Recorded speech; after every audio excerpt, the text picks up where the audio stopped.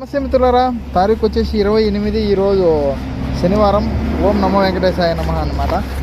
చూసారు కదా, క్రేన్తో వచ్చేసి చూసారు కదా, ఎన్ని పైన వేయాలి ఈ బండలు. ఈ క్రేన్ వచ్చేసింది, ఈ షీట్ అన్ని పైన వేయాలన్నమాట.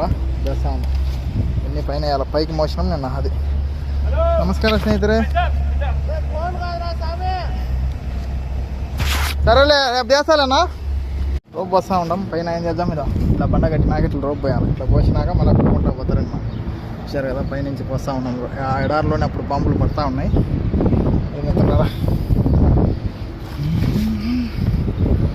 అట్లా పోయాలి అందులో చూసుకుంటాం. నమస్తే మిత్రులారా, సమయం 8:30 అయింది భారతదేశంలో.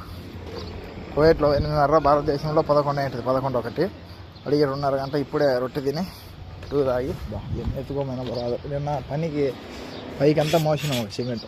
చూసారు కదా, ఇది ఒక వారం అయిపోద్ది.